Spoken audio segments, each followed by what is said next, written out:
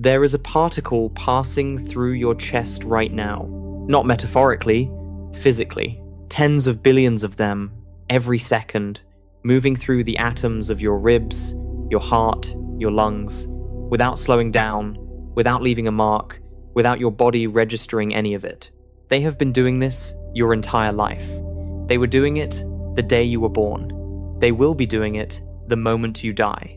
That particle is the only surviving physical record of why you exist instead of nothing. And the machines built to read that record just came back empty. 3 weeks ago, a result was published in Nature.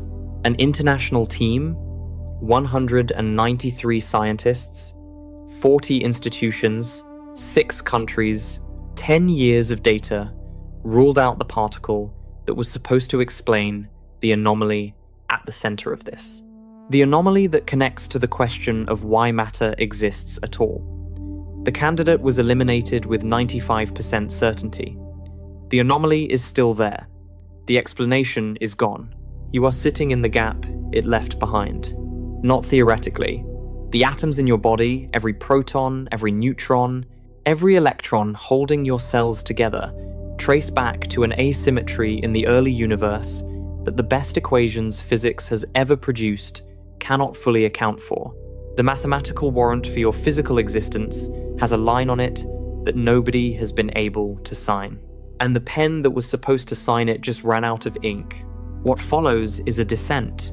We will begin with the rulebook, the framework physicists built over 50 years to describe every particle and every force in the universe, the most precisely tested theory in human history, and the crack that appeared in it in 1998 inside a mountain in Japan, when an experiment caught half of what it was supposed to catch and found the other half had quietly ceased to be what it was.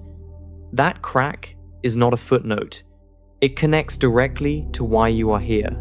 Then we will move to the arithmetic, the number that describes exactly how improbable you are, not as a person, but as matter, as atoms, as something that exists rather than nothing. A number so far outside what the standard model can produce that closing the gap has consumed some of the most expensive experiments ever built. Then we will reach the part you will not be able to set aside.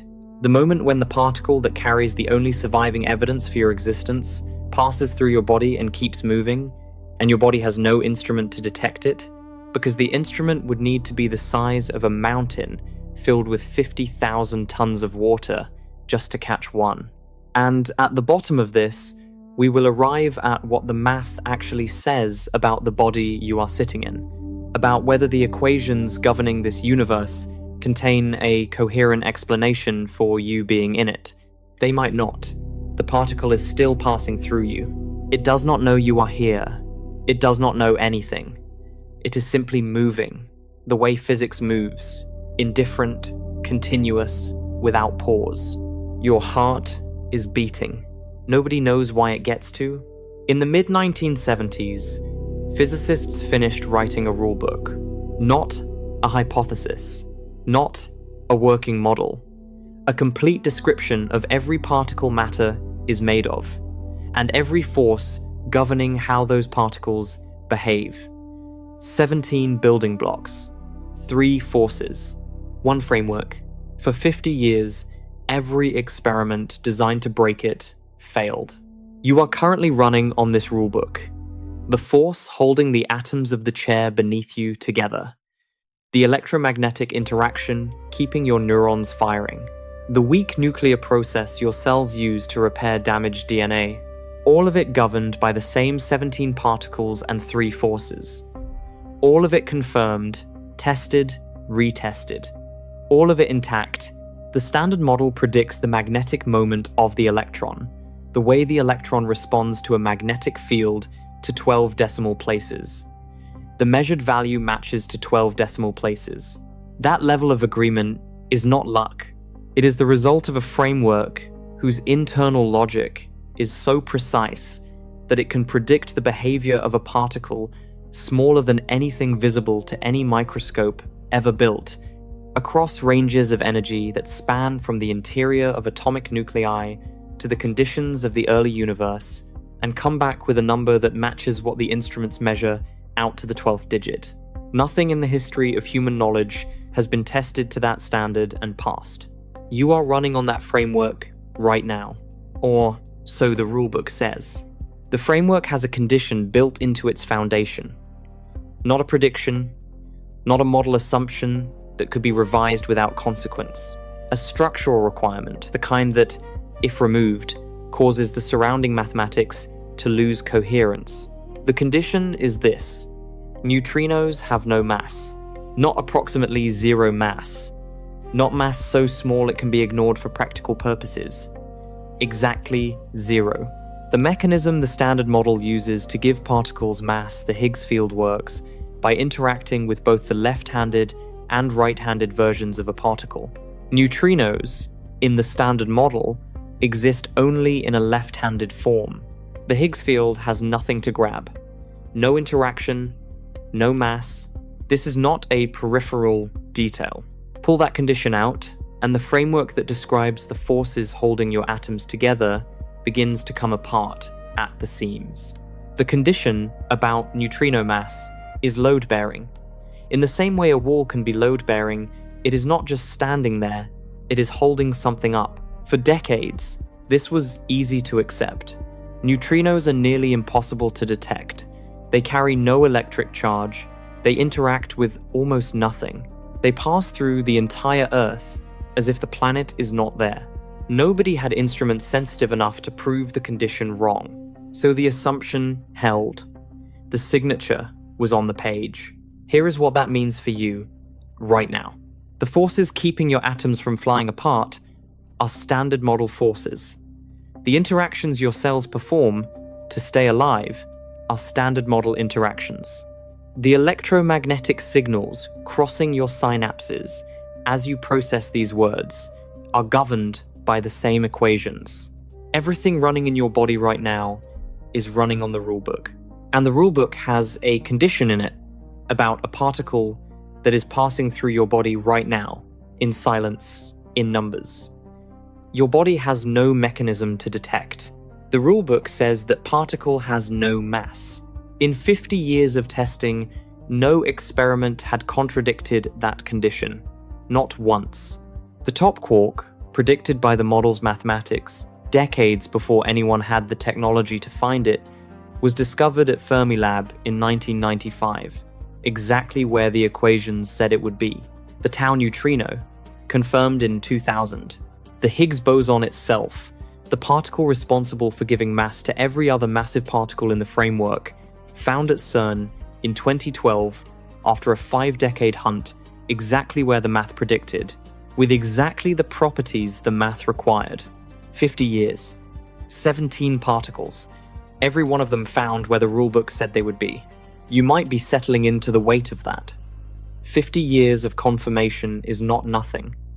It is the most extensive experimental validation of any scientific theory in history. When the Standard Model makes a prediction, the prediction has been right to extraordinary precision, more times than any other framework humanity has ever tested. That is the ground you are standing on. The ground has a crack in it. Consider what it means to run on a framework with a crack in a load-bearing condition. Most cracks do not matter immediately. A hairline fracture in a wall does not cause the ceiling to fall.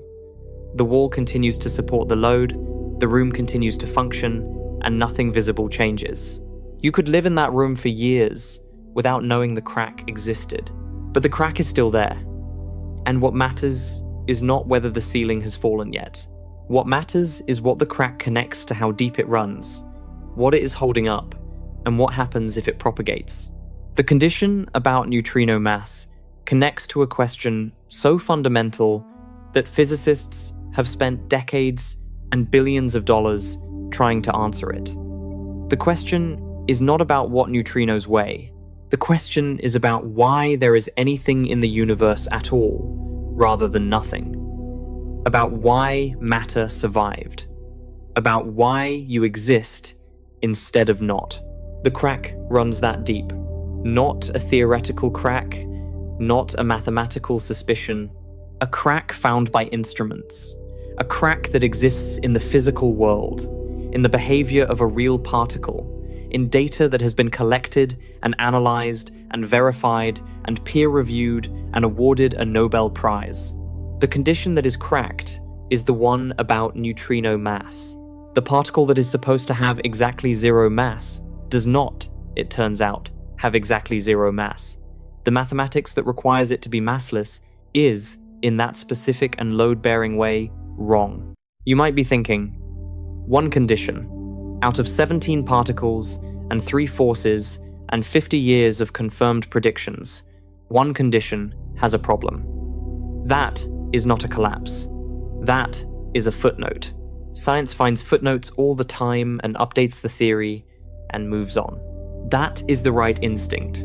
Hold on to it. Because the thing about this particular condition, the one about neutrino mass, is where it connects to when you pull on it. It does not connect to a footnote. It connects downward through a chain of consequences to the deepest unsolved question in all of physics. Not a question about particles in an accelerator. A question about why the atoms in your body exist at all. Rather than having been annihilated in the first second after the Big Bang, along with everything else that was produced at the same moment. The rulebook was supposed to answer that question. It does not. And the crack in the condition about neutrino mass is the first place where the failure becomes visible. Right now, the forces described by this rulebook, the forces with the known crack in one of their foundational conditions, are operating on every atom in your body. Not in a particle accelerator. Not in a laboratory. Here, in the room you are sitting in the tissue and bone and fluid that constitute whatever you are, the signature on the page has a line on it that does not hold. And the only way to understand how deep that line goes is to look at the particle the condition is about. The hole in the rulebook is real. You know that now. And the question your brain is already reaching for, the one that feels like solid ground, is this. How contained is it? A contained hole means the rest of the structure is intact. It means you are standing on a framework that is 99% correct, with one footnote being worked on in a laboratory somewhere. That is a reasonable place to stand. One condition about one particle, in a model with 17 particles and 3 forces, the math on the other 16 particles and the other 2.9 forces still holds. The damage is isolated. That is the instinct. Hold on to it for a moment, because in April 1996, a machine switched on inside a mountain in Japan that was going to test exactly how isolated the damage was. The machine was a steel tank buried 1 kilometer underground, 41 meters tall, filled with 50,000 tons of water, the walls lined with over 11,000 light sensors, each one calibrated to detect a single photon. It cost $100 million to build. It was not built to find what it found. It was built to watch protons decay. The standard model predicted proton decay should happen very rarely, over timescales almost incomprehensibly long, but happen. If the machine ran long enough, it should catch one. The team switched it on, pointed it at the question, and waited. The protons did not decay. That result was expected in a specific way. The timescales for proton decay are long enough that not seeing one in a few years of running is not a failure. But the machine was running, the sensors were active, and there was data accumulating that had nothing to do with the original question. By the spring of 1998, the team had analyzed 5,400 atmospheric neutrino events across 535 days of operation. 5,400 individual particles tracked, categorized, and counted. Not a quick check, not a preliminary result. 2 years of data from the most sensitive neutrino detector ever built pointed at a question nobody had specifically designed the experiment to ask. But something else was passing through the detector constantly, the way it passes through everything, the way it is passing through you right now as you sit here. Atmospheric neutrinos, produced by cosmic rays striking the upper atmosphere, raining down in enormous quantities, passing through the mountain and the kilometer of rock above the detector as if neither existed. The team decided to count them. They divided the count into two groups. Neutrinos arriving from above, produced in the atmosphere directly overhead, traveling a few dozen kilometers before reaching the detector. And neutrinos arriving from below, produced in the atmosphere on the opposite side of the Earth, traveling through 12,000 kilometers of rock and iron and mantle before arriving. The standard model was unambiguous about what the count should show. Neutrinos do not interact with matter. Rock is not a barrier. The Earth is not a filter. Both groups should arrive in the same numbers. They did not arrive in the same numbers. The neutrinos from above, present in the expected quantities. The neutrinos from below, after traveling through the entire planet, roughly half the expected number. Half were missing. You might reach for the explanation that feels most immediate. They were absorbed somewhere along the way. Matter absorbs things. 12,000 kilometers of rock is a lot of matter. Something stopped them. That is not how neutrinos work. A neutrino produced in the core of the sun passes through the entire sun, through millions of kilometers of plasma, dense enough to trap light for 100,000 years, and comes out the other side without touching a single atom. The Earth, by comparison, is nothing. A neutrino that can pass through the sun does not stop in the Earth. The missing half had not been stopped. They had changed. Muon neutrinos, somewhere on their 12,000 kilometer journey through the planet, had spontaneously transformed into a different type of neutrino, tau neutrinos, which the detector was not calibrated to catch. They had oscillated. They had become something else while in transit, the way a debt quietly converts into a different currency while moving between accounts, except the account on the receiving end has no record of the transaction. The silence in the detector was not the silence of absence. It was the silence of transformation. Half the neutrinos had not disappeared. They had arrived as something the machine could not read. This is the part that is easy to slide past and important not to. Neutrino oscillation requires mass for the same reason that a coin cannot spin between heads and tails if it has no physical thickness. The mathematics of quantum mechanics allows particles to exist in superpositions of states, mixtures of different identities, but only if those identities have different energies, and energy requires mass. A massless particle has no mechanism for this transformation. It cannot oscillate. It must stay what it is from the moment it is created to the moment it is detected. The standard model says neutrinos are massless. The 50,000 tons of water in the Mozumi mine watched muon neutrinos leave the upper atmosphere and arrive as something else. One of those two statements is wrong. The machine did not know which statement it was contradicting when it was built. Neither did the team running it.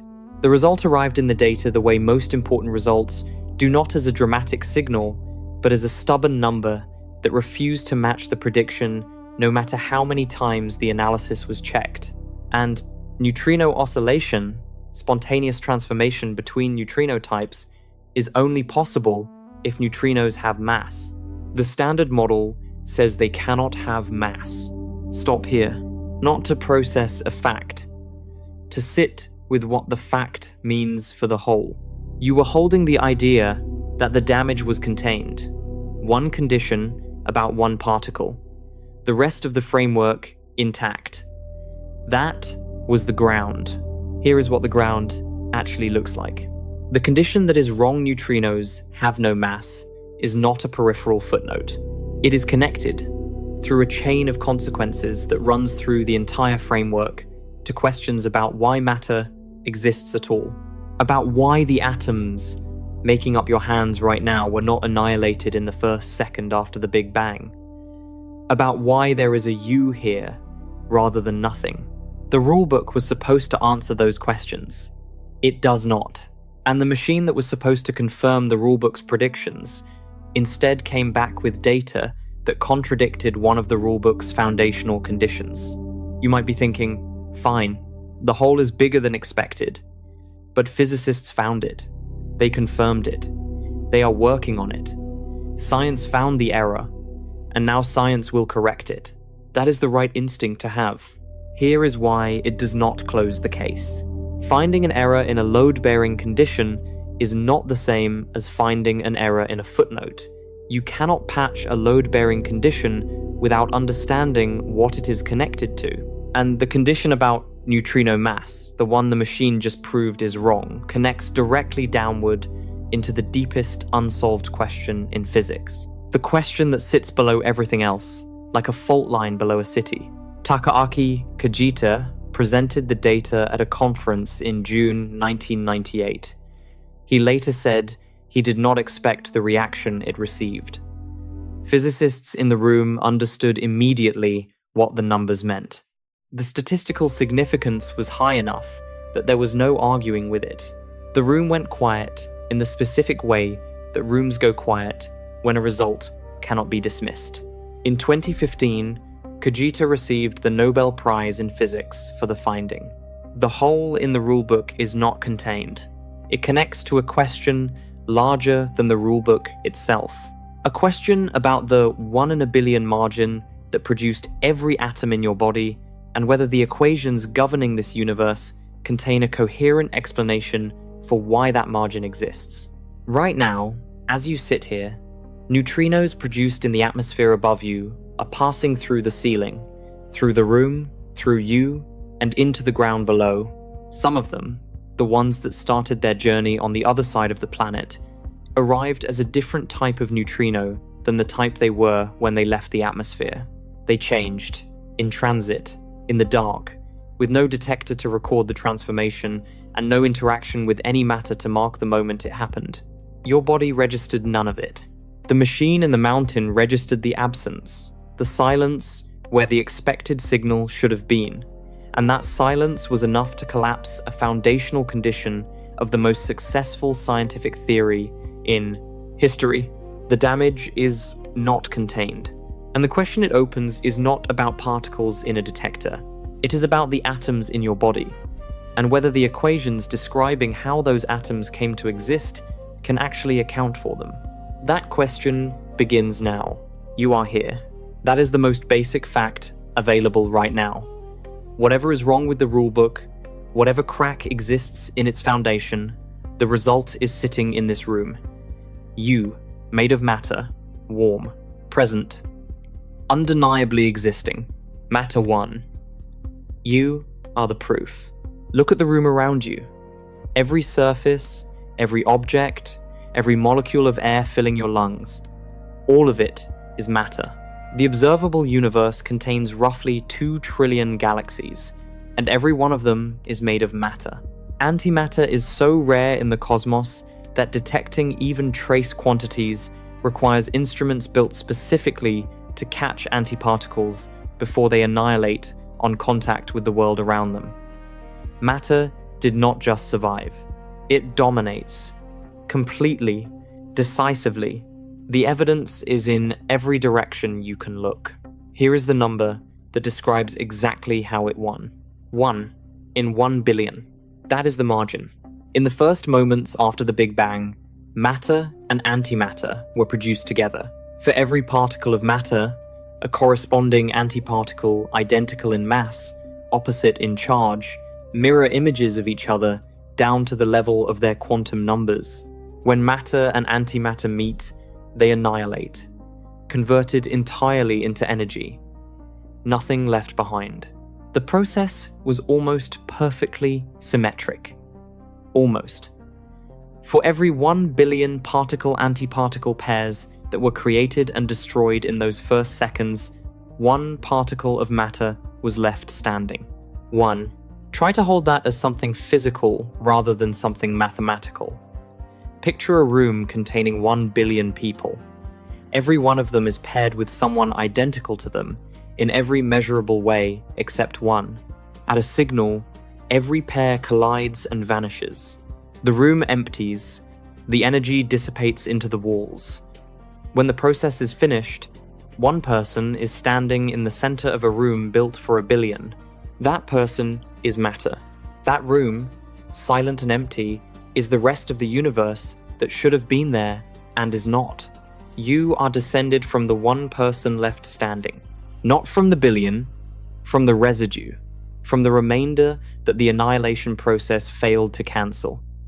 Every proton, in every nucleus, in every cell in your body, traces back to that margin. Not as a metaphor for how improbable you are as a person, as the actual physical history of the atoms you are made of. The margin is called eta. Physicists write it, eta is approximately equal to 6.1 times 10 to the power of negative 10. It is not a theoretical prediction. It is a measurement extracted from the oldest light in the universe, the cosmic microwave background radiation, the faint thermal echo of the Big Bang itself, mapped with precision by the Planck satellite. The number is real, the asymmetry happened, matter won. The question is why? For the ledger to tip, for matter to end up with even a 1 in a billion surplus, the laws of physics must treat matter and antimatter differently. There must be processes that produce more matter than antimatter. There must be a difference in how particles and antiparticles behave under certain conditions. Physicists call this difference CP violation, a breaking of the symmetry between matter and its mirror image. CP violation exists. James Cronin and Val Fitch confirmed it in 1964 in The Decay of Particles Called Kaons, Nobel Prize in 1980. The asymmetry between matter and antimatter is real, measurable, and written into the standard model. You might be settling into something like relief here. The asymmetry exists. The mechanism exists. Physics has the answer. The ledger balances. It does not balance. When physicists calculate how much CP violation the standard model's quark sector can actually generate, how large an asymmetry it is physically capable of producing, the number comes back as approximately 10 to the power of negative 20. The asymmetry the universe actually has is 6 times 10 to the power of negative 10. Hold those two numbers next to each other.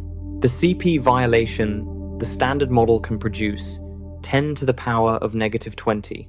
The CP violation the universe actually required, 6.1 times 10 to the power of negative 10. The gap between them is 10 orders of magnitude, 10 powers of 10. To make that concrete, if the CP violation the standard model can produce were the width of a single human hair, the CP violation the universe actually needed would be the distance from here to the moon. The standard model is not slightly wrong about this. It is wrong by the distance to the moon when the answer needed to fit inside a hair. The ledger does not balance. The atoms in your body exist because something produced a 1 in a billion surplus of matter over antimatter in the first second of the universe. The standard model, the framework those atoms are currently running on, cannot account for that surplus. The equations describing the behavior of every particle in your body do not contain within them a coherent explanation for why those particles are matter rather than nothing. You are running on a system that cannot justify its own inputs. Consider what that means in concrete terms. The standard model does not describe the forces in your body from a distance. It is not a theory about distant galaxies or conditions in particle accelerators that have no relevance to the room you are sitting in. The standard model describes the electromagnetic force holding every electron in its orbital in every atom of your body. It describes the strong nuclear force keeping the protons in every nucleus from flying apart. It describes the weak nuclear force governing the radioactive processes your cells rely on for DNA repair. Every interaction keeping you alive right now is a standard model interaction. And the standard model, the theory describing all of those interactions, cannot explain why the matter of those interactions are operating on exists, rather than having been annihilated in the first second of the universe. The gap is not in a textbook, it is in the room. It is in you. There is a candidate that could close the gap. Leptogenesis.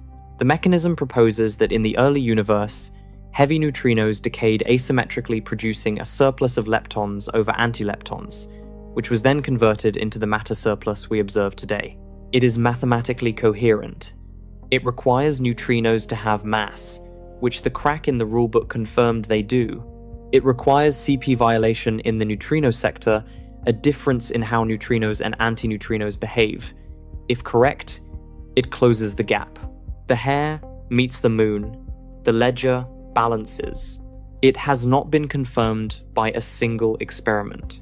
Leptogenesis is a hypothesis, a well-constructed, actively researched, mathematically consistent hypothesis, but a hypothesis. No experiment has measured the specific CP violation in neutrinos that the mechanism requires. No experiment has observed the heavy neutrino decay it depends on. No direct evidence exists that the lepton asymmetry it predicts was ever produced in the early universe. The best explanation physics currently has for why you exist is an unconfirmed theoretical mechanism whose central predictions remain unmeasured. Your body does not know this. Right now, as your cells convert energy, as your neurons fire, in whatever pattern produces the experience of sitting in this room, as your heart moves blood through the same vessels it has always used, all of it is running on matter whose existence the most complete theory of physics cannot fully account for. Every heartbeat is an entry in a ledger that does not balance. And here is what makes this different from the kind of unsolved problem that can be safely filed away as someone else's concern. The ledger is not abstract. It is made of atoms. Your atoms. The imbalance in the ledger, the 1 in a billion surplus that the standard model cannot explain, is the reason those atoms exist, rather than having been cancelled out in the first second of the universe. You are not observing the imbalance from a safe distance. You are the imbalance. You are what the unexplained asymmetry produced. The ledger has a line on it that nobody has been able to sign, and every atom in your body is sitting in the column that line is supposed to justify. The 1 in a billion margin produced you. The equation that was supposed to explain the margin is 10 billion times too small, and the mechanism that could have saved the equation has not been confirmed by the machines built to test it. 2 of those machines, the largest neutrino experiments ever constructed, just published their first joint analysis. The result did not close the case. The candidate exists. The experiment is running. The answer is coming. That is the ground available right now. The standard model has a crack. The ledger does not balance. But leptogenesis offers a path, a mechanism that could explain the 1 in a billion surplus that requires exactly the neutrino mass the crack confirmed that connects the hole in the rulebook to a possible answer. And there are machines running right now pointed at the specific measurement that would confirm or collapse it. The question of why you exist is not unanswerable. It is being answered. That is a reasonable place to stand. Here is what the machines found. For most of their operating lives, the 2 largest neutrino oscillation experiments in the world did not talk to each other.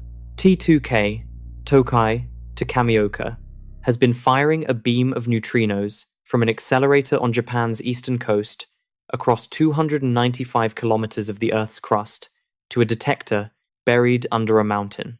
Since 2010, Nova has been firing a beam from Fermilab in Illinois across 810 kilometers to a detector in northern Minnesota since 2014. Both are measuring the same thing: how neutrinos oscillate as they travel, and whether neutrinos and antineutrinos oscillate differently, the CP violation that leptogenesis requires. They are, by design, competitors. Different baselines, different energies, different detector technologies. The competition is intentional. 2 experiments finding the same thing is confirmation. 2 experiments finding different things is a problem that demands resolution. For years, T2K and Nova found different things. T2K's data leaned toward maximal CP violation neutrinos and antineutrinos behaving as differently as the physics allows. NOVA's data leaned the other direction, not a confirmed contradiction, but present and uncomfortable and impossible to resolve without more data than either experiment alone could produce. So they did something that had never happened before in the history of long baseline neutrino physics. They opened their data to each other. 10 years of T2K, 6 years of NOVA. Every event, every detection, every reconstructed neutrino interaction pooled into a single combined analysis and published together in Nature in October 2025. The decision required something that scientific institutions are structurally designed to prevent. Funding agencies measure success by independent discovery. Careers are built on being the team that found the result, not the team that confirmed someone else's result. Publishing a joint analysis means neither experiment can claim the measurement as its own. It means the credit is shared, the narrative is shared, and if the result turns out to be wrong, the embarrassment is shared equally. The collaboration happened anyway, not because the institutions changed, because the question forced it. T2K and NOVA were designed to be complementary. T2K's shorter baseline gives it sensitivity to certain oscillation parameters that NOVA's longer baseline cannot reach as cleanly, and vice versa. Physicists knew from the beginning that combining the two datasets would produce a result more powerful than either alone, and for years, the combination did not happen. Because the question was not yet urgent enough to override the structural incentives that keep competing experiments competing, by 2025, it was urgent enough. 16 years of independent running had not produced a clean answer. The mass ordering the variable that everything else depends on remained unresolved. The two experiments had been finding subtly different things, and the tension between their results was not going to resolve itself without intervention. The joint analysis was the intervention. Think about what that required. Two teams that spent over a decade competing, racing to publish, designing experiments to outperform each other, building the case for their own approach, sitting down and saying, "We cannot answer this alone. The question is too important. The data is not enough. Take everything we have." This did not happen because of generosity. It happened because 16 years of independent running had not produced a clean answer. The mass ordering remained unresolved. Neither experiment alone was going to be enough. The decision to pool the data was an admission written in the language of physics collaboration. We have built the best machines we currently know how to build. Run them for as long as the funding allowed, and the answer is still conditional. The particle connected to your existence, the one whose behavior would confirm or collapse leptogenesis, required 2 countries, 2 institutions, and 16 years of combined effort just to reach the point of a joint publication. You might feel something like confidence settling into that. 16 years, 2 experiments, the most comprehensive neutrino oscillation dataset ever assembled. Whatever comes back from that analysis is the most definitive statement physics can currently make. Here is what came back. The answer depends on something called the neutrino mass ordering. Think of it as a coin. There are 3 types of neutrinos, each with a different mass. The question of which mass is largest and which is smallest has 2 possible answers: normal ordering or inverted ordering. The physics looks different depending on which way the coin lands, and the interpretation of the CP violation measurement changes completely depending on which ordering is correct. If the ordering is normal, the combined data is ambiguous. CP violation is neither clearly present nor clearly absent. More data is needed. If the ordering is inverted, the combined data provides evidence of CP violation. The asymmetry is there. The signature leptogenesis requires is present. The combined analysis of 16 years of data from the 2 largest neutrino experiments ever built does not favor either ordering. The coin is still in the air. Consider what it means for the coin to still be in the air. The mass ordering is not a small technical detail waiting to be cleaned up before the real result arrives. It is the variable that determines which interpretation of 16 years of data is correct. It is the difference between the evidence is there and the evidence is unclear. It is the difference between the warrant getting signed and the warrant remaining on the bench. And it is a variable that physicists have been trying to determine for over 20 years. The mass ordering problem is not new.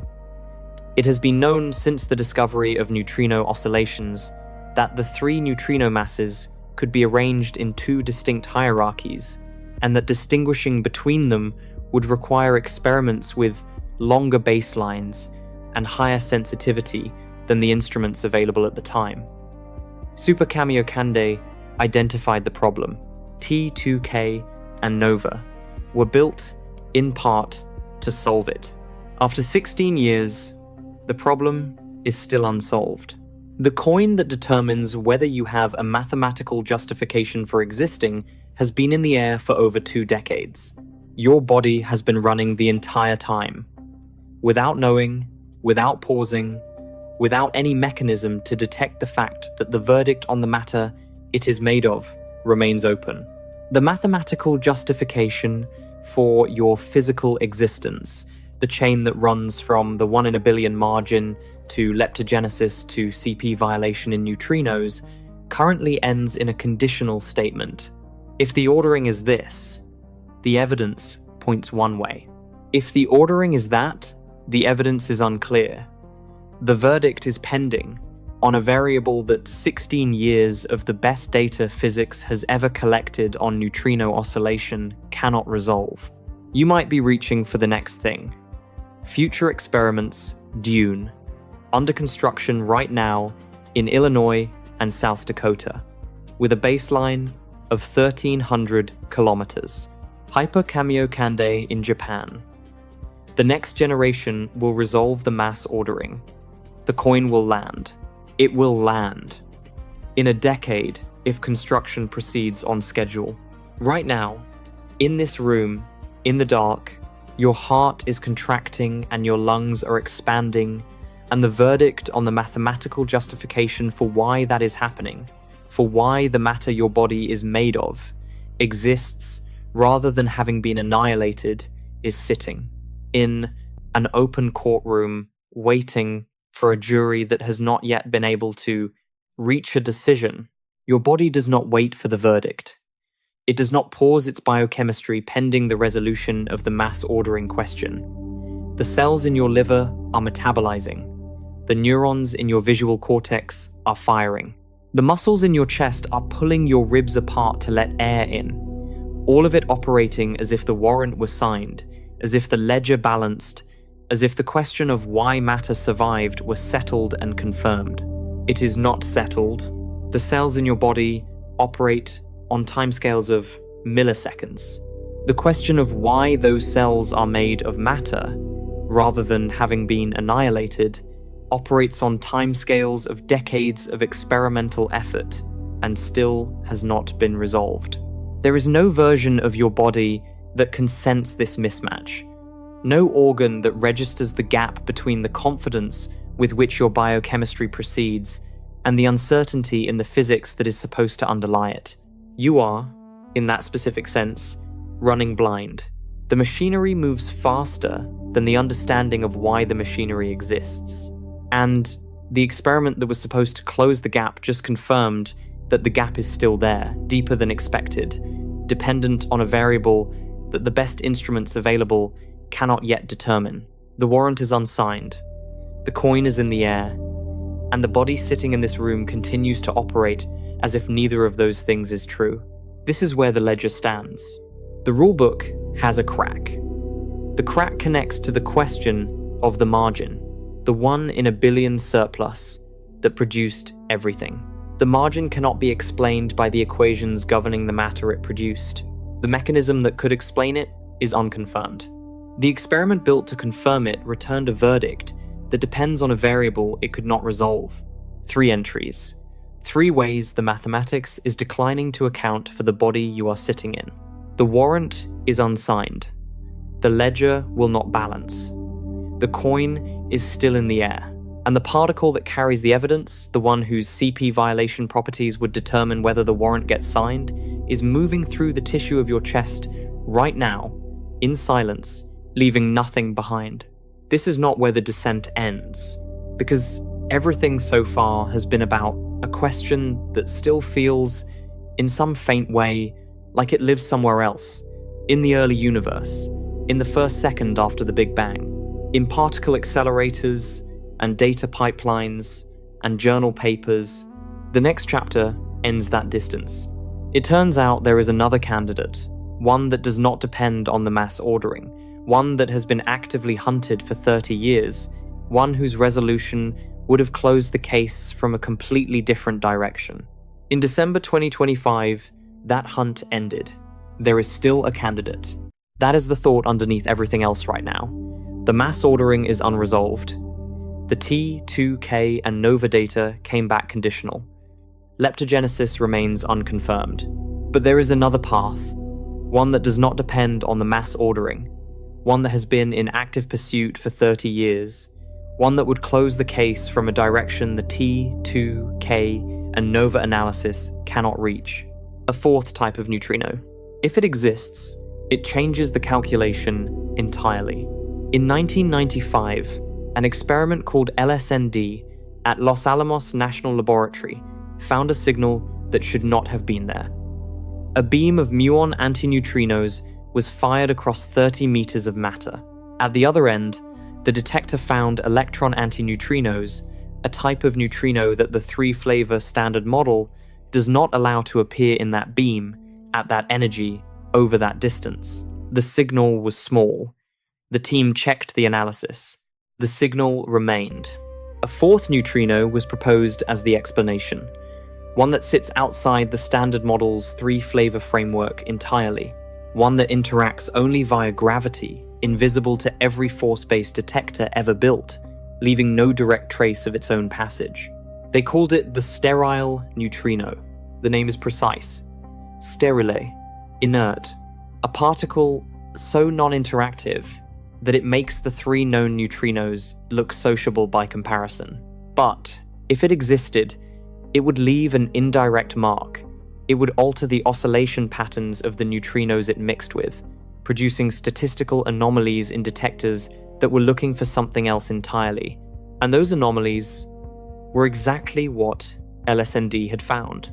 Mini-Boon, a follow-up experiment at Fermilab, confirmed the anomaly in 2018. Not the sterile neutrino, directly the anomaly. The excess of events that the 3-flavor model could not account for. 2 independent experiments, different designs, different energies, different locations, both registering the same unexplained signal. For 30 years, the sterile neutrino was the most serious candidate physics had for closing the case from outside leptogenesis. The theoretical case for it was not thin. The sterile neutrino fit into extensions of the standard model that physicists had been developing for decades. It connected to leptogenesis in a specific way. Certain versions of the sterile neutrino, at certain masses, could have been produced in the early universe, and decayed in a way that contributed to the matter-antimatter asymmetry. It was not just an explanation for the LSND anomaly. It was a particle that, if confirmed at the right parameters, could have helped close multiple open questions simultaneously. 1 particle, 1 detection, 3 problems addressed. That is not the kind of candidate physics abandons lightly. That is the kind of candidate physics builds instruments specifically to confirm. And the instrument was built, and it ran, and it looked. You might feel the weight of that settling into something. 2 independent anomalies. 30 years of theoretical development. A candidate that would, if confirmed, explain not just the LSND signal, but potentially strengthen the entire leptogenesis framework. This was not a fringe hypothesis. It was a mainstream candidate with 2 pieces of experimental evidence pointing toward it. Microboon was built to find it. 170 tons of liquid argon, a detector capable of imaging neutrino interactions with millimeter precision, resolving individual particle tracks in 3 dimensions, distinguishing electron neutrinos from photons with a clarity that no previous experiment could achieve. It collected data from 2015 to 2021. 193 scientists from 40 institutions across 6 countries spent a decade analyzing every event the detector recorded. That is not a preliminary check. That is the full weight of an international physics collaboration pointed at a single question for 10 years, with the best instrument ever designed for that specific question. You might be settling into something here. The thought that goes, ruling out a hypothesis is still progress. Science advances by elimination. If sterile neutrinos are not the answer, then knowing that clears the map. It tells physicists where not to look. It narrows the field and makes the remaining directions more visible. The anomaly will find its explanation. Eventually, it might require a different particle, a different mechanism, a different theoretical framework. Science self-corrects. This is how it works. That is the right way to think about how science functions. Here is the result. In December 2025, the Microboon collaboration published its final analysis in Nature. The paper ruled out a single sterile neutrino as the explanation for the LSND and mini-boon anomalies, with 95% certainty. The sterile neutrino is not there. Probably not there, not likely not there, not there with the statistical confidence that particle physics uses to close cases and move on. You might reach for the 5%, the thought that 95 is not 100, that the door is not completely shut, that something in the remaining uncertainty leaves room for a modified version of the candidate to survive. It does not leave room. 95% certainty in particle physics is not a near miss, it is a result. The sterile neutrino at the specific mass and mixing parameters that LSND and mini-boon pointed toward the version of the particle that was supposed to do the work has been ruled out. The candidate is gone. And here is what makes this the wrong kind of nothing. Imagine you have been searching a room for a key for 30 years. You have a detailed description of the key. You know approximately what size it should be, approximately where in the room it should be found, approximately what signature it would leave in your instruments. You build the best search instrument ever constructed for exactly that type of key. You search the region of the room where the key should be. The key is not there. Finding the key would have solved the problem, would have opened the door, confirmed the mechanism, signed the warrant. Not finding it does something different. It does not solve the problem. It does not open the door. The door is still there, still locked. And now the map has a large region marked with the words, "Not here," with no indication of where to look instead. The LSND anomaly is still in the data. The mini-boon anomaly is still in the data. The signal that pointed toward the sterile neutrino for 30 years has not been explained. It has only lost the explanation that seemed most promising. Microboon did not resolve the anomaly.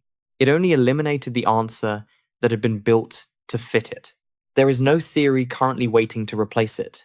You might be reaching for the idea that physics always finds a way forward, that the history of science is a history of anomalies eventually explained, gaps eventually closed, blank spaces on the map eventually filled. That is true over long timescales. Right now, the blank space is blank. The sterile neutrino is gone. The anomaly remains. The case that was supposed to be closed from a direction independent of the mass ordering the path that did not require waiting for Dune or Hypercamiocande has been eliminated. The physicists who spent 10 years building and running Microboon are looking at a result that rules out the answer they were looking for, with an anomaly still in the data that has no explanation, and a map that now has one more region marked as "not here."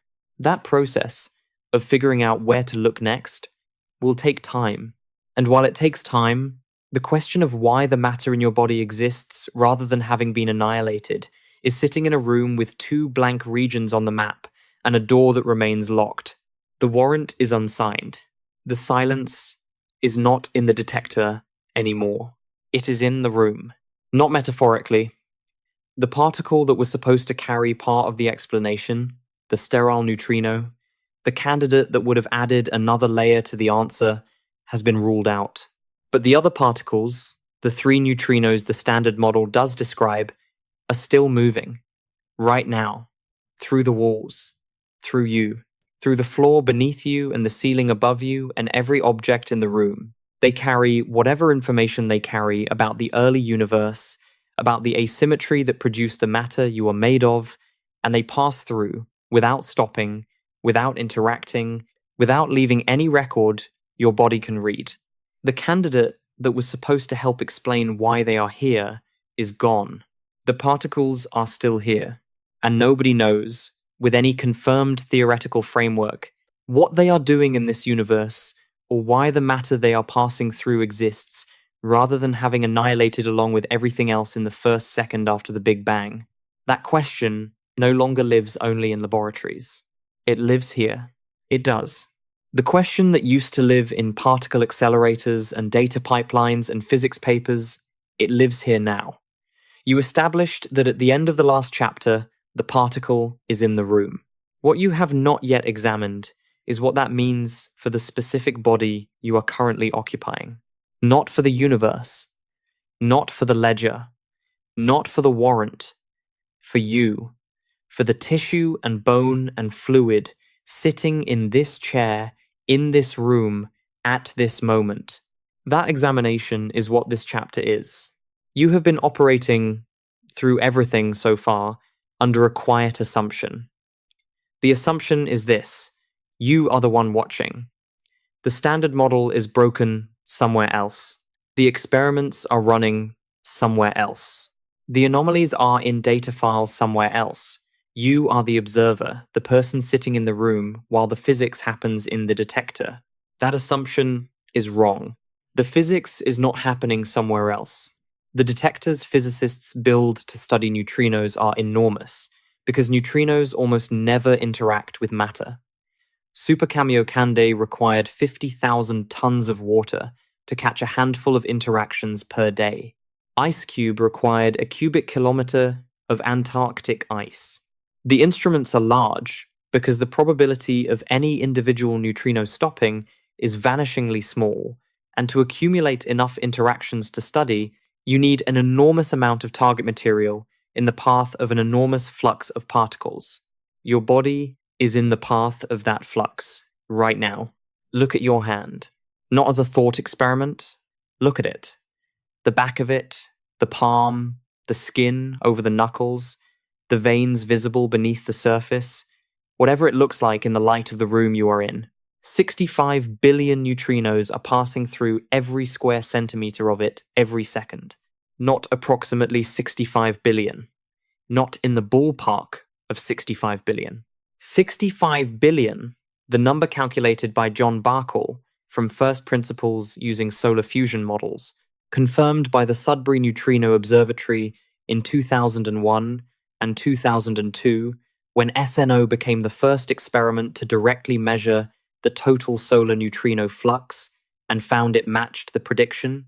65 billion per square centimeter, per second, through the skin on the back of your hand, through the tendons beneath it, through the bones of your fingers, through the fluid in your joints, through the nerves running along the inside of your wrist.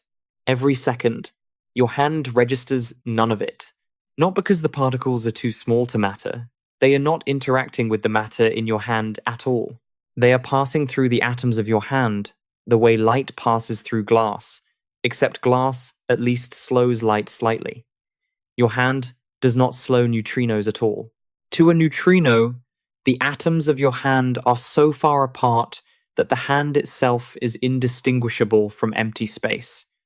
The neutrino does not know the hand is there.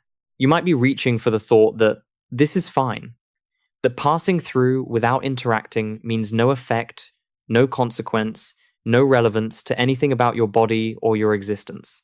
Particles pass through things all the time. Radio waves pass through walls. X-rays pass through tissue.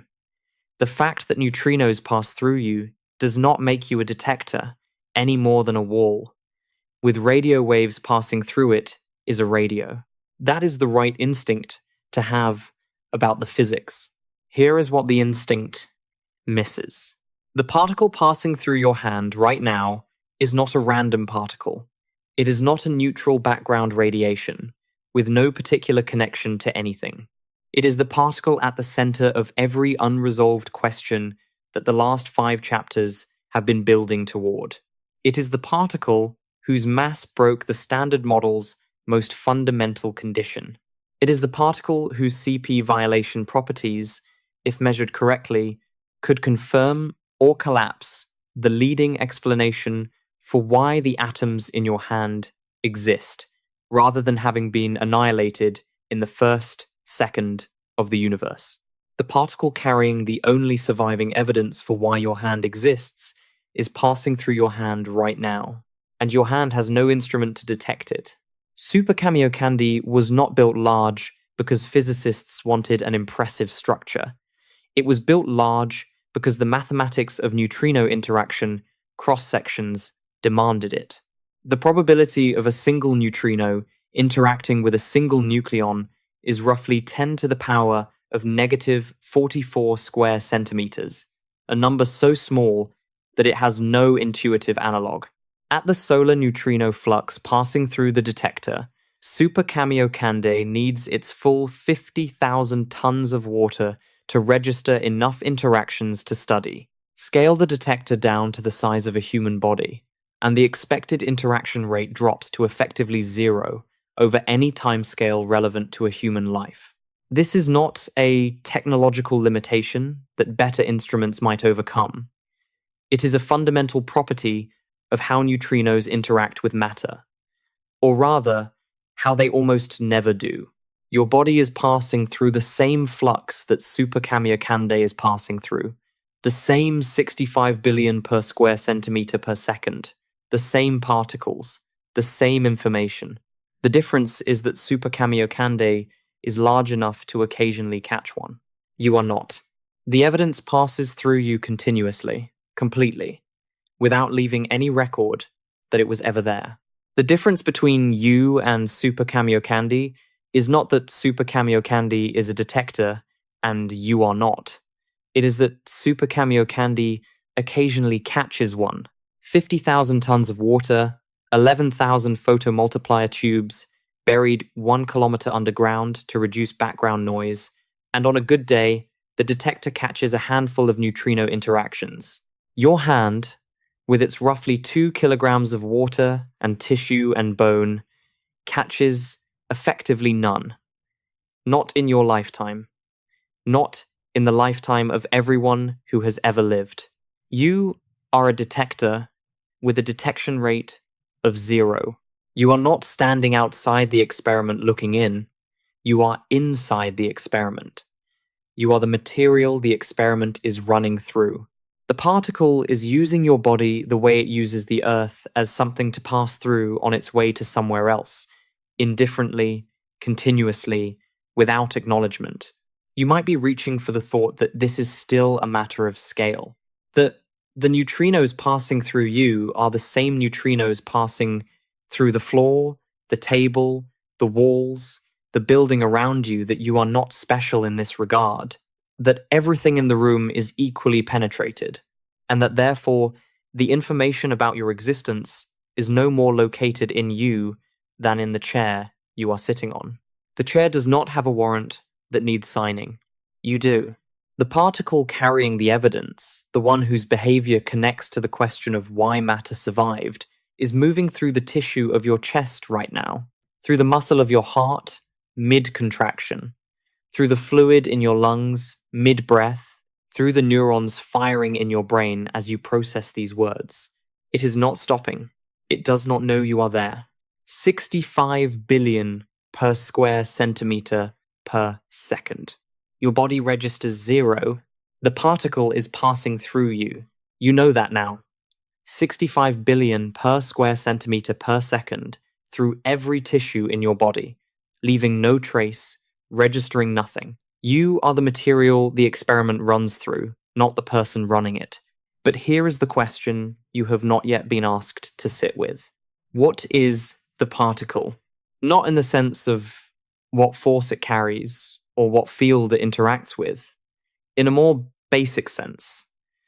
The sense that applies to every other particle in the universe. Is it matter or is it antimatter? For every other particle you have ever encountered, that question has a clear answer. An electron is matter. A positron is antimatter. A proton is matter. An antiproton is antimatter. The distinction is written into the particle's properties, its electric charge, its color charge, its quantum numbers. Matter and antimatter are mirror images of each other, and the mirror is legible. You can tell which side of it you are looking at. For the neutrino, the mirror might not exist. In 1937, an Italian physicist named Ettore Majorana published a paper proposing something that had not been considered before. Most particles, Majorana noted, are distinct from their antiparticles. They differ in charge or some other quantum number that makes the distinction measurable. But neutrinos are electrically neutral. They carry no color charge. The quantum numbers that distinguish matter from antimatter for every other particle do not obviously apply to a particle that carries none of them. Majorana proposed that the neutrino might be its own antiparticle, that a neutrino and an antineutrino might be the same object, described differently depending on which direction it is spinning relative to its motion. Not matter and antimatter in any fundamental sense, just the same particle, seen from two different angles. If neutrinos are Majorana particles, something specific must happen. Two neutrinos inside a decaying nucleus must occasionally annihilate each other because they are their own antiparticles, and matter annihilates antimatter. The nucleus would emit 2 electrons and nothing else.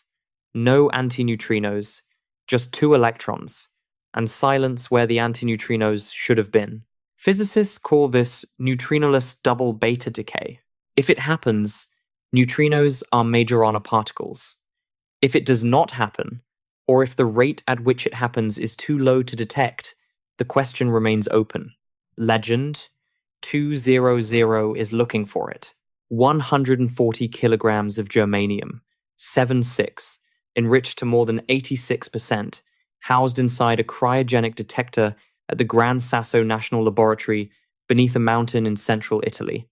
The laboratory sits under 1,400 meters of rock, specifically to block the cosmic ray background that would otherwise drown out the signal. The detector collected its first full year of physics data in 2023 and 2024, accumulating 61 kilogram years of exposure, enough to set the current best limit on the process. The result, published in May 2025, no evidence of neutrinoless double beta decay. The half-life of the process, if it occurs at all, is longer than 1.9 times 10 to the power of 26 years. That is longer than the current age of the universe, by 16 orders of magnitude. No signal, no detection, silence. You might be reaching for the thought that absence of evidence is not evidence of absence, that the experiment simply has not run long enough, accumulated enough exposure, achieved enough sensitivity. That legend, 1000, the planned ton-scale successor, will reach the sensitivity needed to answer the question definitively. That is correct. And in the meantime, the question is open. The particle that is passing through your chest right now, 65 billion of them per square centimeter per second, carrying whatever information they carry about the early universe, might be its own antiparticle. The distinction between the neutrino and the antineutrino, the distinction between matter and antimatter for this specific particle, might be a description of orientation rather than a description of identity. Stop here for a moment. Not to process a physics fact, to sit with what it means for the ground you are standing on. You have been assuming through everything in this descent that you are matter, that your atoms are on one side of the matter-antimatter ledger, cleanly and definitively, that whatever uncertainty exists about why matter survived the Big Bang, the category of matter itself is stable. You are matter. The chair is matter. The air in your lungs is matter. The distinction between matter and its mirror is real and fixed, and not subject to revision. The particle passing through, you might not recognize that distinction. If neutrinos are Majorana particles, if the neutrino and the antineutrino are the same object, then the particle carrying the only evidence for why matter survived does not itself participate in the matter-antimatter distinction in the way every other massive particle does. The witness to the asymmetry is itself asymmetry neutral. The particle whose CP violation properties determine whether leptogenesis works, whether the warrant gets signed, is a particle that might not know which side of the ledger it is on. Your body is made of matter. The forces holding your atoms together are matter forces. The electrons in your atoms are matter, with a clear and measurable distinction from their antimatter mirrors. But the particle passing through those atoms right now, in numbers that dwarf the count of every atom in your body, is a particle whose fundamental nature, matter or antimatter, or something that transcends the distinction, remains an open, experimental question. You might be reaching for the thought that this does not affect you, that whether neutrinos are Majorana or Dirac particles is a question about neutrino physics, not a question about your identity or your existence as matter. Here is why that thought does not hold. If neutrinos are Majorana particles, leptogenesis works in a specific way. The heavy Majorana neutrinos of the early universe could have decayed asymmetrically, producing the lepton surplus that became the matter surplus that became you. The Majorana nature of the neutrino is not incidental to the question of why you exist. It is load-bearing. A Dirac neutrino one with a clear matter-antimatter distinction makes leptogenesis harder to achieve. The mechanism changes. The theoretical case for the warrant changes.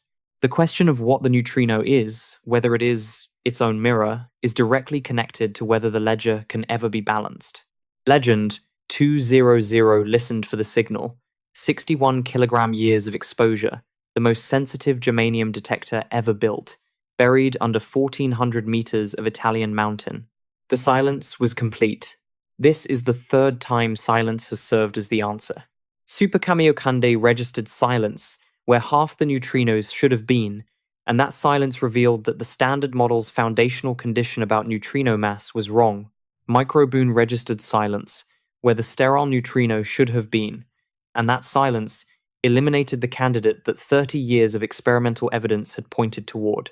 Legend 200 is registering silence where the Majorana signal should be, and that silence leaves open the most basic question about the identity of the particle that is passing through your body right now. Each silence has been the wrong kind of nothing, not the silence of an empty room, the silence of a room where something should be, where the instruments are sensitive enough to hear it, where the absence of a signal is itself a measurement. Not finding is not the same as knowing it is not there. But in particle physics, prolonged not finding narrows the space where it could be hiding, and each year of silence from Legend 200 pushes the possible Majorana mass lower, constrains the parameter space further, and makes the question harder to answer with the tools currently available. The silence is accumulating. The particle passing through you does not know what it is. And until Legend 1000 reaches its design sensitivity years from now, if the experiment proceeds as planned, neither do we. The particle passing through you does not know what it is. That is where the last chapter left things. The question of whether the neutrino is its own antiparticle, whether the witness to the matter-antimatter asymmetry participates in that asymmetry at all, is experimentally open. Legend 200 is listening. The silence is accumulating. The answer is not yet in. But there is a more basic question sitting beneath the identity question. Before you can know what the neutrino is, you need to know something simpler. How heavy is it? Not approximately, not within an order of magnitude. The mass of the neutrino is the variable that connects to everything else, to the Majorana question, to leptogenesis, to the CP violation measurement, to the mass ordering that T2K and NOVA could not resolve. Every experiment you have encountered in this descent has been measuring something that depends, in one way or another, on a number that has not been determined, the mass of the neutrino. There is a machine built specifically to measure it. The Katrin experiment, the Karlsruhe tritium neutrino experiment, is located at the Karlsruhe Institute of Technology in Germany. Its central component is a spectrometer, 23 meters long and 10 meters in diameter, the largest of its kind ever built. The interior is maintained at a vacuum of 10 to the power of negative 11 bar 1 of the lowest pressures achieved anywhere on Earth outside of space itself. The experiment works by measuring the electrons produced when tritium, an unstable isotope of hydrogen, undergoes beta decay. In beta decay, the nucleus emits an electron and an antineutrino. The energy is shared between them. If the antineutrino has mass, it carries away a small amount of energy that the electron does not get, and the effect is visible at the very top of the electron energy spectrum, in the tiny deficit of events just below the endpoint. The deficit is tiny because the neutrino mass is tiny, but Katrin was designed to see it. It has been running since 2019. In April 2025, the collaboration published its most precise results to date in Science, based on 259 days of data collection. And they have a number. The neutrino mass is less than 0.45 electron volts per c squared. That is less than 1/millionth the mass of an electron. The lightest electrically charged particle in the standard model, and the neutrino, is at least 1,000,000 times lighter, less than 0.45 electron volts. You might be settling into something here. A number. A real, measured, published number. After everything the crack in the rulebook, the unbalanced ledger, the conditional verdict, the missing key, the penetrating particle, the identity question, there is finally a number. Something concrete. Something the best instrument in the world pointed at the problem and came back with. Here is what the number actually is. It is a boundary, not the mass. The boundary below which the mass must fall. Katrin cannot tell you how heavy the neutrino is. It can only tell you that the neutrino is lighter than this. The measurement does not locate the mass. It fences off the territory where the mass cannot be, and everything on the other side of the fence, everything lighter than 0.45 electron volts, remains unmeasured. The mass is somewhere in that territory. Nobody knows where. Katrin will continue running until the end of 2025, when it is projected to reach its design sensitivity of approximately 0.3 electron volts. That is the limit of what the experiment can achieve with its current technology. The spectrometer cannot be made more sensitive without a fundamental redesign. The physics of beta decay endpoint measurements imposes a flaw on the uncertainty that the instrument cannot push below. At the end of its run, Katrin will have produced the most precise, direct measurement of the neutrino mass in history. It will still be a boundary, not a number.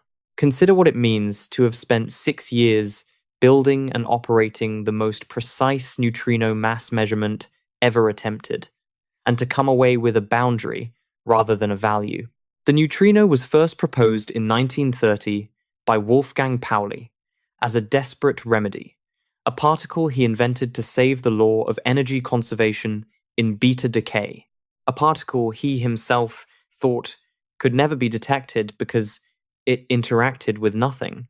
It was confirmed experimentally in 1956, 26 years after Pauli proposed it. The question of its mass has been under active investigation for decades. Cosmological bounds, oscillation measurements, direct measurement experiments, going back through generations of instruments, all of them converging on the conclusion that the mass exists and is small, without any of them being able to say how small. CERN represents the current frontier of that decades-long effort.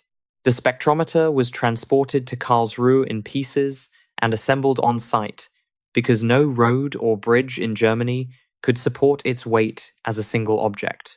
The tritium source at its core is the world's most intense, operating with safety systems required nowhere else in European experimental physics. The experiment was designed from the ground up with the specific goal of pushing the direct mass measurement below 1 electron volt for the first time. It did that, and it cannot go further. The frontier is where CERN stands, and the frontier is still a fence.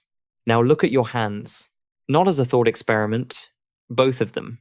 The weight of them, the warmth of them, the specific heaviness of bone and muscle and skin that you can feel if you let them rest in your lap or hold them out in front of you. The particle passing through those hands right now, 65 billion per square centimeter per second, carrying whatever they carry about the matter-antimatter asymmetry that produced those hands, is lighter than 1/1,000,000th of an electron. That is the heaviest it is allowed to be. How much lighter, we do not know. The most precise instrument ever built to answer that question has been running for 6 years and cannot tell you. The forces holding the atoms of your hands together are described to 12 decimal places. The charge of the electron is known to 10 parts per billion. The mass of the Higgs boson is known to better than 1%. The mass of the particle at the center of every unresolved question about why your hands exist, as the particle passing through them right now, is known only to be less than a number, less than 0.45. Somewhere below that line, anywhere below that line. The scale cannot read, not because the scale is broken, because the number is too small for the scale to reach. This is where the instruments stop. The rulebook has a crack. The standard model cannot explain the 1 in a billion margin that produced every atom in your body. The mechanism that could explain it, leptogenesis, is unconfirmed. The experiment that could confirm it returned a conditional verdict pending a variable it could not resolve. The candidate that could have closed the case from another direction was eliminated after 30 years of searching. The particle carrying the evidence is passing through your body right now, invisibly, continuously, without record. Its identity, whether it is its own antiparticle, is an open experimental question. Its mass is known only as a boundary. 7 ways the mathematics declines to account for the body sitting in this room. Each of these 7 points of failure is independent. The crack in the standard model would exist even if the ledger balanced. The unbalanced ledger would exist even if the verdict had come back clean. The missing candidate would be missing even if the identity question were resolved. They do not depend on each other. They are not links in a chain that might be broken at one point and held together at the others. They are 7 separate places where the equations governing this universe decline to account for you. 7 separate places where the instrument points at the question and comes back without a number, without a signal, without a candidate, without a resolution, and the particle that sits at the intersection of all 7, the particle whose mass, identity, CP, violation properties, and oscillation behavior connect to every one of these open questions, is not in a detector. It is in the room. It is in the air. It is in the tissue of the hands you are looking at right now. It has been here the entire time. The map has a crack. The ledger will not balance. The verdict is pending. The candidate is gone. The witness passes through without stopping. The mirror shows nothing. The scale reads only a fence. And on the other side of that fence, in the territory of masses smaller than 0.45 electron volts, in the space where the neutrino actually lives, the answer to every question in this descent might be waiting. Or it might not be there at all. The warrant is unsigned. The particle is still passing through you. Your heart is still beating. Nobody knows why it gets to. 7 ways the mathematics declines to account for you. That is where this ends up. The rulebook has a crack. The ledger will not balance. The verdict is pending on a variable that 16 years of the best experimental data physics has produced cannot resolve. The candidate that was supposed to close the case from another direction was eliminated after 30 years of searching. The particle carrying the only surviving evidence for your existence is passing through your body right now at 65 billion per square centimeter per second, and your body has no instrument to read it. The identity of that particle, whether it is its own antiparticle, is an open question. Its mass is known only as a boundary below which the number must fall. Somewhere, in territory the best instrument ever built cannot map. 7 separate failures. 7 places where the equation governing this universe looks at the body in this room and declines to account for it. You are sitting in the gap between what the physics says should exist and what is actually here. The gap is you. This is the place where it would be easy to say something reassuring, to tell you that the universe is vast and beautiful and indifferent to your insignificance in a way that should feel liberating rather than crushing, to tell you to go live fully and love fiercely and not worry about the mass ordering. That kind of ending is available. It is also dishonest. The physics is real, the unresolved questions are real, the 7 failures of the equation to account for you are not metaphors. They are the actual state of human knowledge about the particle that is passing through your chest right now. So let's stay with that for a moment, before we move anywhere else. The universe does not owe you an explanation. It does not owe anyone an explanation. The equations are not incomplete because the universe is trying to hide something or protect something or arrange something. They are incomplete because the universe is under no obligation to be legible. The laws of physics did not assemble themselves with the intention of being understood by the temporary arrangements of matter that produced eyes and brains and particle detectors. The fact that we can ask the question at all is not a guarantee that the question has an accessible answer. The warrant may never be signed. Not because the physics is unknowable in principle, but because the instruments required to know it may be beyond what any civilization built from 1 in a billion matter residue on one planet, around one star, in one galaxy, out of 2 trillion, will ever construct. The mass ordering may be resolved by Dune, or Dune may find something unexpected that opens new questions.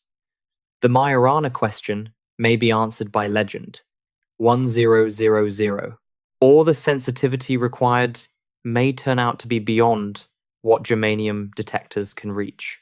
The ledger may never balance, and here is what that actually means. It means the universe produced you without a complete plan, without a confirmed mechanism, without a signed warrant. The 1 in a billion asymmetry happened. The equations cannot tell you why, and through 14 billion years of consequence, through the formation of stars and the death of stars and the dispersal of heavier elements and the accretion of a planet and the emergence of chemistry and then biology and then nervous systems and then the specific chain of events that produce the body you are currently occupying, that asymmetry became you. Not because it was trying to, not because there was a trajectory aimed at this outcome, because the physics ran blindly the way physics runs, and the running of it produced a fluctuation that refused to cancel. You are what happens when an unexplained asymmetry propagates for 14 billion years. The sterile neutrino hunt ran for 30 years and came back empty. The joint T2K and NOVA analysis ran for 16 years and came back conditional. Katrin ran for 6 years and came back with a fence. These are not small efforts. They represent the accumulated focus of thousands of physicists, billions of dollars of instrumentation, decades of careers oriented around a single class of questions, and they came back without closing the case. The natural response to that accumulation of failure is a kind of vertigo. If the best instruments humanity has ever built, pointed at the most fundamental questions we can formulate, cannot produce clean answers, what does that say about the enterprise? About the questions themselves? About the universe's relationship to its own legibility? Here is one answer. It says the questions are hard, that the physics operates at scales and sensitivities that push against the edge of what matter organized into experimental apparatus can reach, that the gap between the fence and the actual neutrino mass is not a gap in the universe's coherence, it is a gap in our instruments. Here is another answer. It says you are standing at the frontier. Not the frontier as a comfortable metaphor for exciting future discoveries. The actual frontier, the place where the maps run out and the territory continues, and no instrument currently in existence can tell you what is there. You have been brought to the edge of what is known. Most matter in the universe never gets this close. That is not a comfortable description. It is also not a diminishing one. Consider what the alternative would be. A universe with a fully signed warrant, a complete set of equations that account for every particle, every asymmetry, every mechanism that produced every structure. A universe where your existence is a solved problem, where the ledger balances and the mass ordering is known, and the Majorana question is settled, and the 1 in a billion surplus is explained to the satisfaction of every instrument ever built. In that universe, you are a derivation, a consequence, an output of a completed calculation that was always going to produce something like you, at some point, somewhere, because the equations required it. In this universe, the actual one, with the unsigned warrant and the unbalanced ledger and the 7 open questions, you are not a derivation. You are an anomaly, a fluctuation that the equations did not predict and cannot currently account for.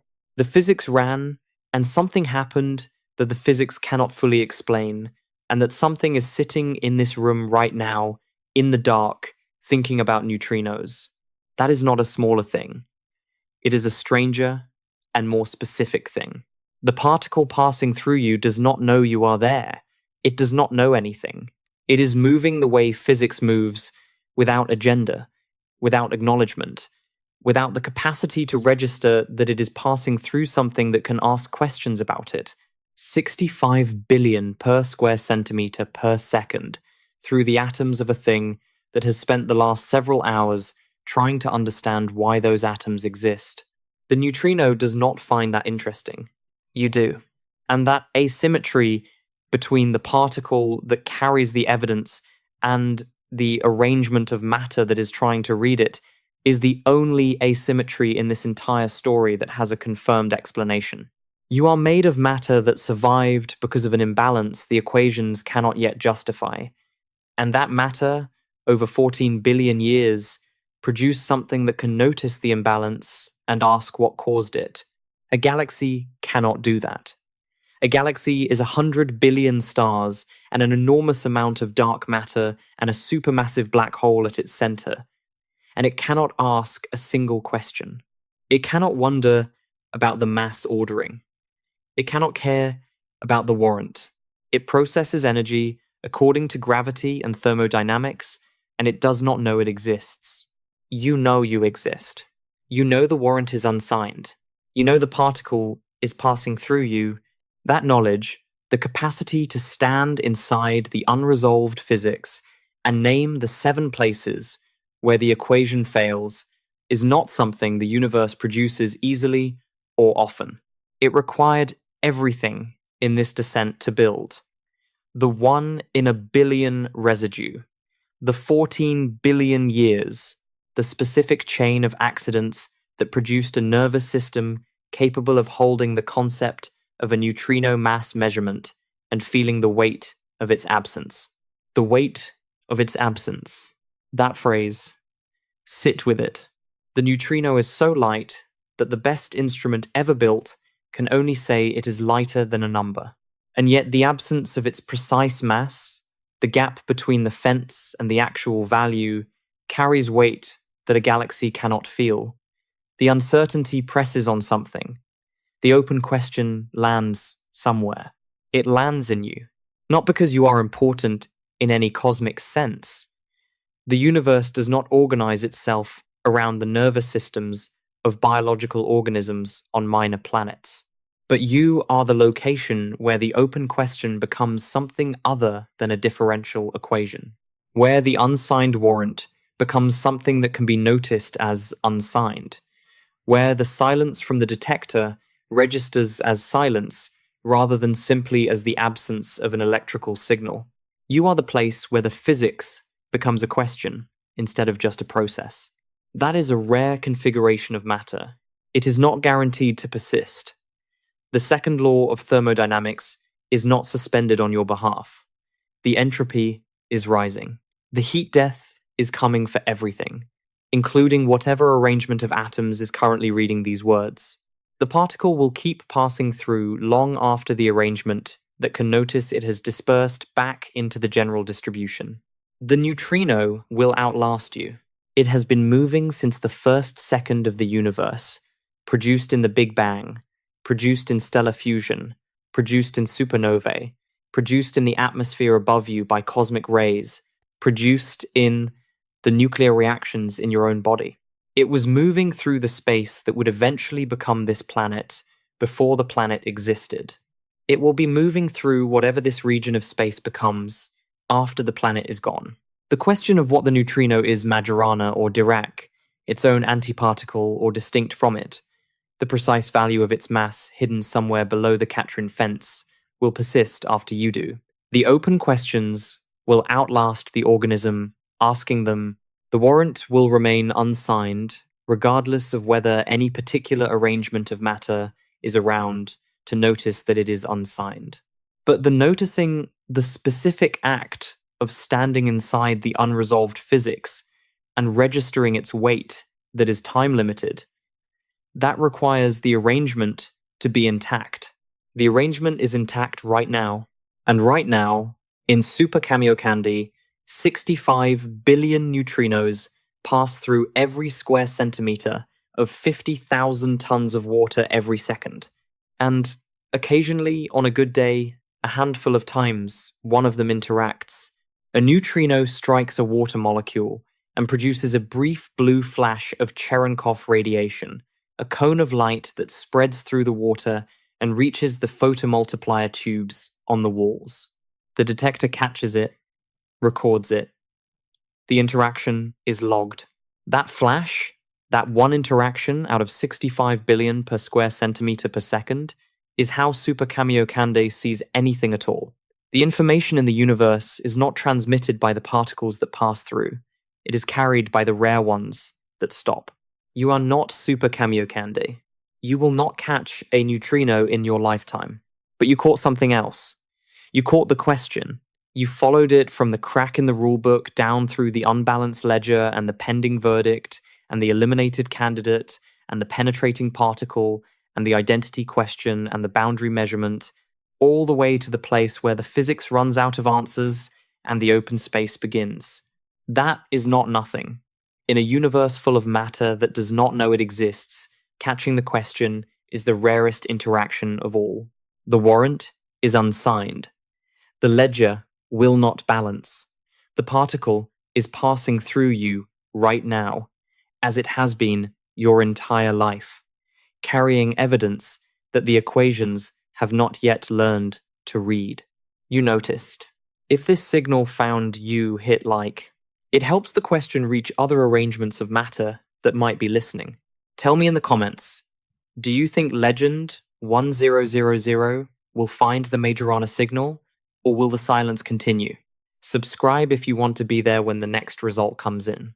Because in a universe where the warrant is still unsigned, the next measurement is always the one that matters. You are a statistical error the universe made once and never corrected. That is not a small thing. That is the only thing